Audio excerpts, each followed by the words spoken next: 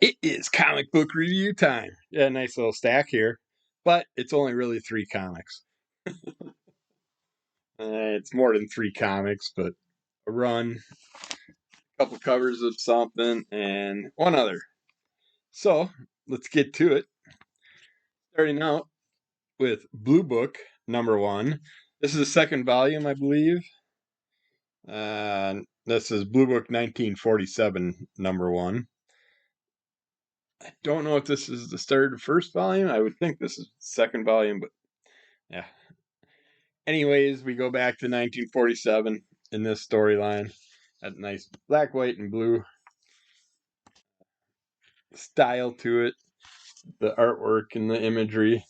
Wonderful story of a pilot that happens to come across some flying saucers and unsure if he should report any activity like that or not, and has a couple pilots that says he should, and gets out to the news, and that's how the whole UFO phenomenon starts happening. Apparently, they based it on 1947 when everybody else started talking about it.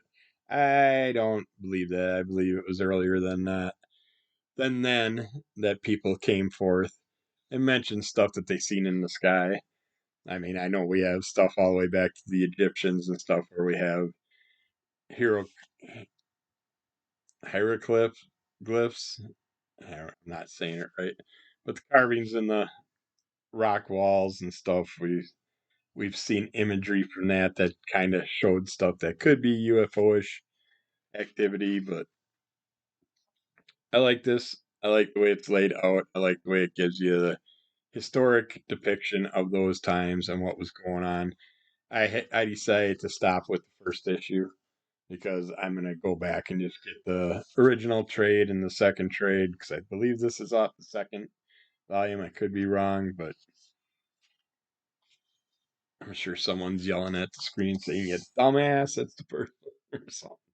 But then we get a second story in here called True Weird, the Dungarvan Whopper. And this is a black and white imagery of a group of woodcutters, lumberjacks.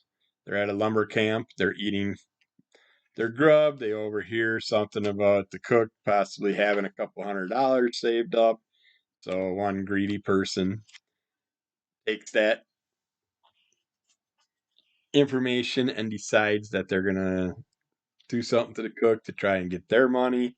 And some interesting things, twists and turns happen. We get a little ghost story type, not really ghost story, kind of a demonish style story from that one. That was fun. I like that one.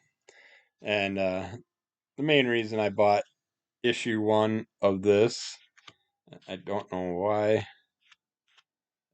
that a little bit of damage right on his signing, but it is a Michael Allred cover, so that's why I had to have issue one added to my Allred collection. But yeah, I really like that, and I'm definitely gonna pick up those trades. And it's Michael Avon Oming, which I really enjoy, and Tinney in the fourth has James Tinney in the fourth, Michael Avon Oming, and Tom Napolitano have this, and covers by a variety of people, including Allred and David Mack, a couple of my favorites. Uh, but yeah, very, very interesting if you like the sci-fi ish space phenomenon.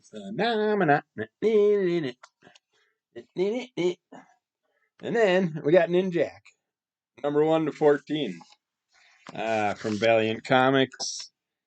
This is done by Christos Cage, Tomas Gorello, and Diego Rodriguez. And this is Ninja K #1 from November 2017.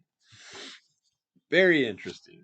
Very, very, very, very interesting. I like how they did this. I always call it Ninjak. I know I read a couple issues back in the day. Don't remember anything of it.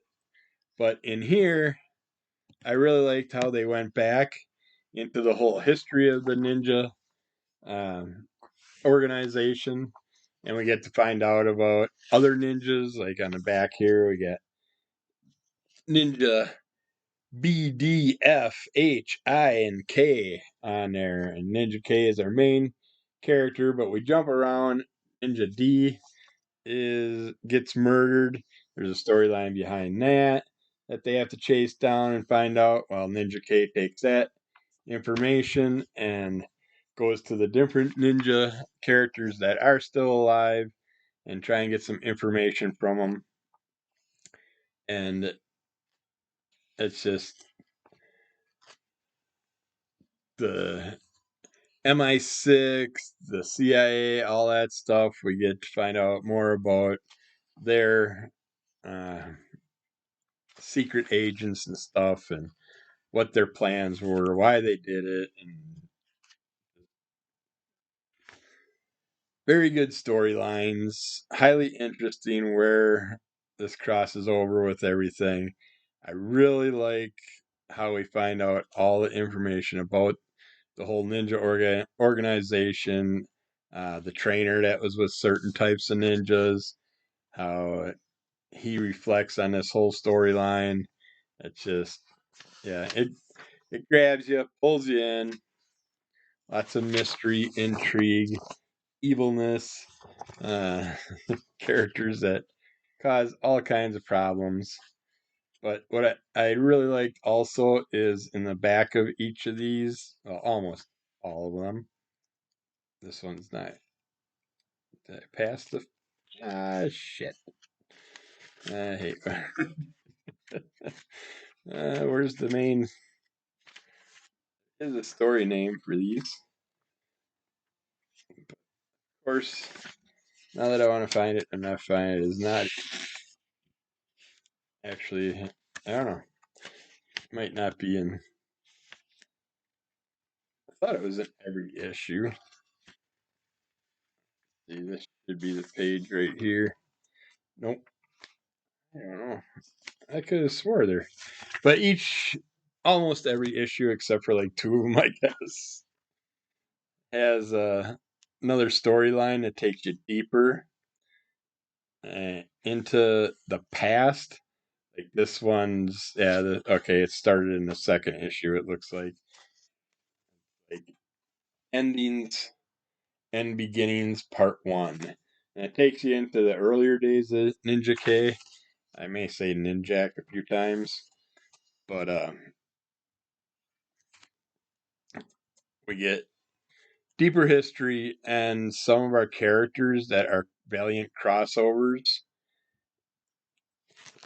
from this storyline uh, end up being parts of some of these little short stories in the back. Then we get some teasers for the different characters and stuff. But yeah, I like this one where they go back and you see it's during the Nazi style times and stuff. You see the Ninja K dealing, or actually, I don't know. I don't think that's Ninja K. I think that's like Ninja C that's fighting that battle.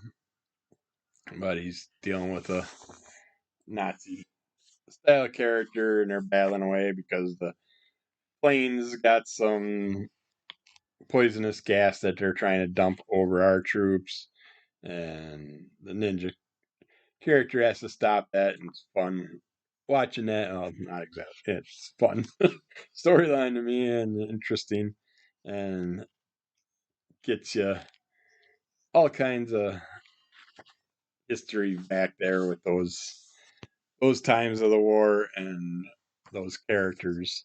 Basically, the beginnings of the ninja organization, MI6, and what they were doing. But yeah, we get a handful of fun characters, some which I know, some which I don't, that end up crossing over with the Ninja K from the Valiant verse. Uh, I do like though how they crossed over, and here's a nice image of them trying to take the plane over and collide it with the blimp. See what happens. And then the later stories go into teasers, such as this first one takes us to Harbinger Wars, I believe, storyline. And we get to see one of our female characters, get a deeper history of her from there's a ninja eye, female ninja from the group of assassins. But it's a nice little information with some sketch work and stuff. The world of espionage. Uh, get to see cover processes and all that in here. But seeing the characters from the storyline, there's the Harbinger Wars 2 coming out, or it's out now. I mean, these were 2017, 2018. But Livewire, that character, she's really interesting. She plays out in a lot of these teaser stories. We get these immortal-esque style characters that end up coming in. Here's like Linton March, Krusty the Deathless, Ultimo, which turns into a giant plant earth type character. This chick's kind of like a golem rock type character. And it's just Madame Charade. She's causing all kinds of issues with the Ninja K, trying to get the answers, finding out more and more about other ninjas and the crap they went through, how kids were taken in from. I mean, it was a period where there was lots of war going on, so there were so many orphans, and those orphans were pulled into the organization and put. There's another teaser, like the Harbinger War style stuff, but takes you deep into how they took these kids, trained them. Many of them died. Many of them didn't make it. Many of them left, or they say they left. Who knows? And it just gets us the backstory that basically they were torturing these kids, using them to find who's the most worthy to become future ninjas and stuff. And a few of them kind of give some information to Ninja K about what was happening back in the day, and it's bringing some memories back to him, and he's finding out more and more about how the organizations took advantage of all the kids and how many kids were killed and all that stuff. And so he's trying to get deeper into the history of it, and it takes you through all that type of process and him trying to figure out if he's got to take down MI6 and the organization and what's going on. We get some faith teasers in here. Uh, Incursion, that character makes an appearance. Live Wire, Bloodshot didn't. But yeah, there's Faith. And yeah, there was a little teaser story for, but that I think like Live Wire crossed over in a few of the storylines. So it's like I want to get them, and Shadow Man was another one that had our characters in there. But they at least give you those issues with the teaser, the issue numbers. So if you do want to jump onto those issues to kind of keep it going with this storyline, to see if you can find out some more interesting stuff for the story basis. But this is a 14 issue run. They had the complete one at one of the shops when we were out and about, so I picked those up, and I'm very happy I did. I'm getting more into buying the complete sets now. Complete sets and trades are more what I'm getting into now just because I'm tired of missing out on certain issues. Yeah, I'll keep buying my 50 cent and dollar comics when I find them, no matter what. I mean, at least a third or a fourth of the comics I pick up for $1 or less, I can easily make my money back. So I'm not too worried about that. Uh, and then the final one, we got ZOR. This was a fun story by Rob Pacek, I believe, did this whole story again. And we got, of course, this is a Troy Dungara cover. I like this cover too, so I picked that one up. I think that's a Rob Pacek, possibly. I could be wrong though. Actually, I can tell right on the back because they got no. That's Owen Gianni. I don't know that name, but yeah, there's a variety of covers you can pick up. So I'd like to get the blank cover for this, but yeah, Rob Potsy Pacek and Michael Gecko Adams did this storyline, but Downfall of Keenspot is when they do their blank covers. Eh, I don't understand why. It drives me nuts. An artist is just asking what they should do because they're going to bring a blank cover out on theirs. If they should charge more for the blank cover and less for the regular covers, or charge equal amounts for each of them, and then just charge to have a sketch put on the blank cover, or there were other options, and I'm like, it drives me nuts when they charge more for the blank cover. It's like it cost them less to make the blank covers, but they're doing it because artists are taking the covers, drawing images on them, and then reselling them. So they feel they should get extra money because the artists are using their comics. I mean, artists take comics and put signatures on them and charge more after they pick up the regular imagery and stuff. I don't understand why a blank cover should cost more than a regular cover. But Keenspot definitely thinks it is because they charge $9 to $10 on average for blank covers, I think it is. And I'm like, wow, I'd love to pick up some more, but not at those prices. I can't feasibly see being charged all that extra money for blank stuff. Just that's called price gouging in my my my life. But yeah, that was a fun stack of comics. Oh, I should tell you about Zor, shouldn't I? Talked about the covers, didn't talk about the comics. But this little girl, her mom dies, and at the funeral, her dad gives her mom's ring, a precious ring that meant a lot to her. And he says you should wear it around your neck, and that way you always got your mom close to you.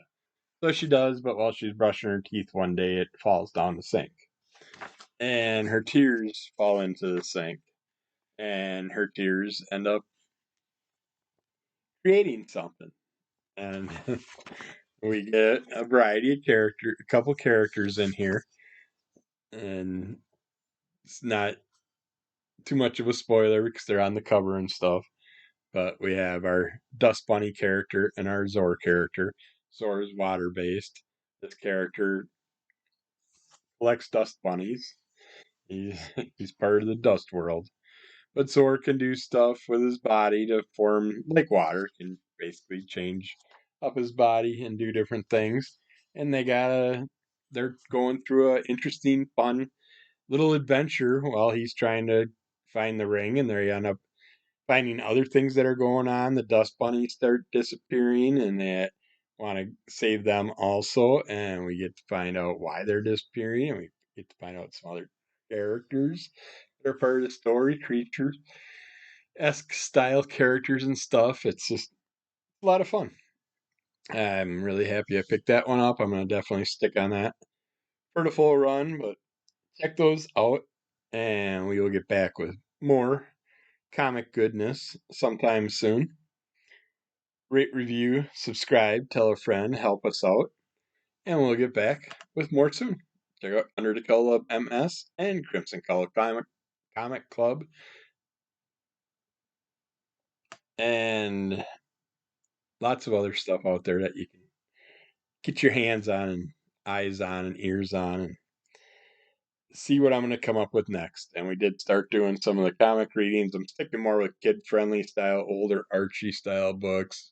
Probably do some Caspers and stuff like that, just because I want to get enough of a list that if someone wanted to use them, allow their kids to watch them for like bedtime stories or something like that, they could. I want to make sure they're all ages friendly, but we'll see what happens. And then I'll get into some of the Sergeant Rock type storylines and things like that also a little bit later, but I want to start out with a few of the more kiddie style books at the moment. So check those out, and we will keep putting stuff out as long as you keep watching it. So rate, review, tell a friend, send me questions and comments. You can send them on the videos themselves, or you can send it to kevintheduckpool@gmail.com, and I will give shout outs and I will read some if I ever remember to. On the videos, I just usually just read them on the videos themselves and answer them. So you can look at the questions there if you'd like. And we'll get back soon. I'll shut up now. Bye.